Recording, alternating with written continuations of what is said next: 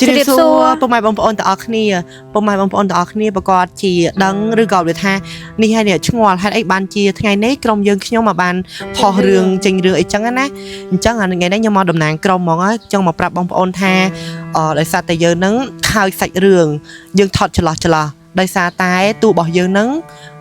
ម៉ាក់គាត់ខូចនាងចង្វាផៃនឹងសេម៉ៅម៉ាក់របស់គាត់នឹងខូចអញ្ចឹងទៅក៏ផ្អាកពួកគាត់អត់បានថតអញ្ចឹងទៅក៏យើងថតច្រឡោះទៅច្រឡោះគាត់យើងផតកើតទេអញ្ចឹងដល់តែរងចាំគាត់អញ្ចឹងហើយបានយើងអាចផុសរឿងបានថ្ងៃហ្នឹងហើយហើយពីដំបូងពេលដែលមានបញ្ហានឹងភ្លាមពូក៏គាត់ចង់បដូរតួដែរក៏ប៉ុន្តែរបៀបថាវាអាចនឹងពិបាកដូរតួទៅខ្លាចពុកម៉ែបងប្អូនទាំងគ្នាទស្សនាទៅអត់សូវល្អមើលអីចឹងអញ្ចឹងធ្វើឲ្យយើងលងប្លង់ដែរប៉ះតួ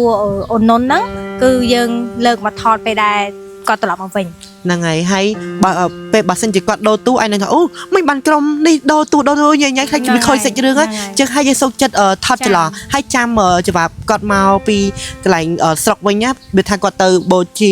វាថាទៅម៉ាក់គាត់នឹងកម្មវិធីម៉ាក់គាត់នឹងនៅស្រុកក៏អញ្ចឹងទៅក៏បានមកថតមកអីចឹងទៅក៏វា